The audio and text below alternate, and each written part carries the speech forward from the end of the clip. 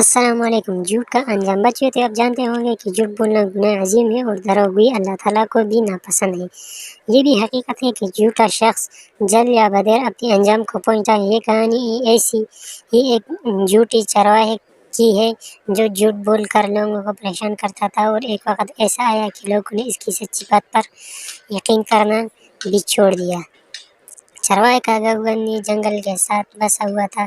گاؤں کے باسی آپس میں مل جل کر اور بھائی چارے کے ساتھ رہتے تھے، ہر وقت ایک دوسرے کی مدد کرنے کے لیے تیار رہتے تھے۔ جنگل خونخوار درندوں اور جنگلی جانوروں سے بھرا ہوا تھا، جبکہ اس کے دوسرے سرے پر شیروں کا مسکن تھا۔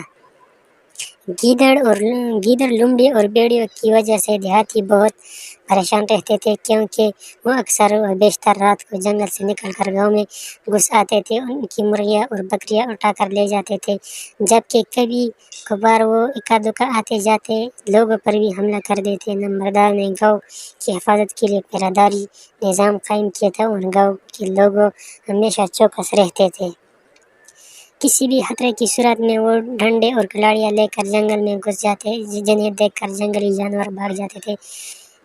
دن اور رات میں ان روایتی ہتھیاروں سے لیس نوجوانوں کی باری باری ڈیوٹیاں لگتی تھیں، جو گاؤں کے داخلی راستوں پر پہرہ دیا کرتے تھے۔ یہاں کے لوگوں کی گزر بسر کا انحصار کاشتکاری اور گلہ بانی پر تھا۔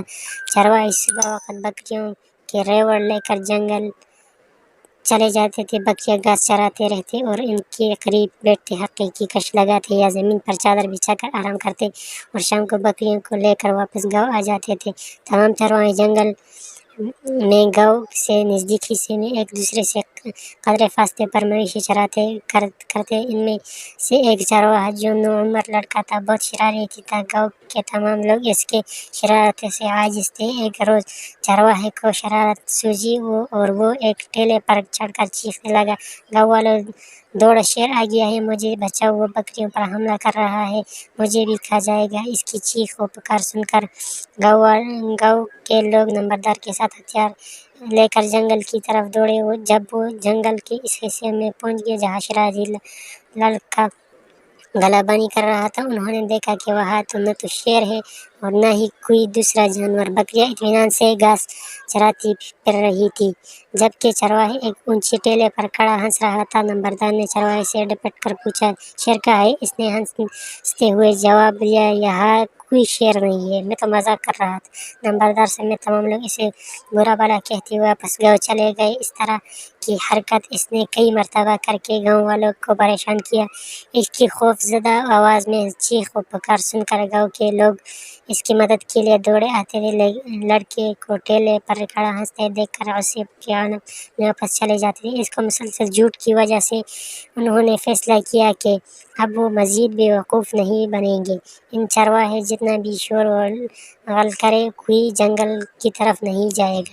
ایک دن اللہ کا کرنا ایسا ہوا کہ ایک بھوکا شیر شکار کی تلاش کرتے ہوئے جنگل کے اس حصے میں آ نکلا جہاں شرارتی چرواہا بکریاں چرا رہا تھا۔ شیر آیا کا شور مچانے والے لڑکے نے جب حقیقت میں شیر کو خود سے اتنا قریب دیکھا تو وہ خوفزدہ ہو کر ٹیلے کی طرف بھاگا اور اس پر چڑھ کر شور مچانے لگا، گاؤں والوں دوڑو، شیر واقعی آ گیا ہے، اس دفعہ میں جھوٹ نہیں بول رہا ہوں، اس نے کئی بکریوں کو مار دیا، اب میری طرف بڑھ رہا ہے، خدا کے لیے مجھے بچاؤ ورنہ مجھے کھا جائے گا۔ گاؤں والے اس کی چیخ و پکار کو مذاق سمجھ کر ٹال گئے۔ شیر ٹیلے پر چڑھ گیا اور اس نے چرواہے پر چھلانگ لگایا۔ انن فنن اس چیز کا ہر پڑ کر کیا۔ چرواہا چیخ رہا تھا، فریاد کرتا رہا، لیکن اس بار اس کی مدد کے کوئی نہیں آیا۔ شیر کے حملے سے بچ کر کچھ بکریاں زخمی ہو کر بدحواسی کے عالم میں گاؤں کی طرف بھاگ گئی۔ گاؤں کے لوگوں نے جب بکریوں کو دیکھا جن کا بدن شیر کے پنجوں اور نکیلے دانتوں سے ادھر ہوا تھا تو انہوں نے شرارتی چرواہے کی فکر لاحق ہوئی۔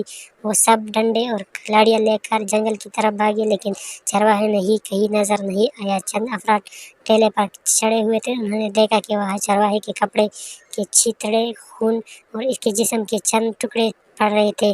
شیر چرواہے کو مارنے کے بعد اس منہ میں دبا کر اپنی ٹھکانے کی طرف لوٹ گیا تھا۔ نمبردار سمیت تمام دیہاتی افسوس کا اظہار کرتے ہوئے گاؤں واپس چلے گئے۔ دیکھا بچوں، آئے روز شیر آیا کا شور مچانے والا شرارتی چرواہا ایک دن سچ مچ شیر کے ہاتھوں اپنی انجام کو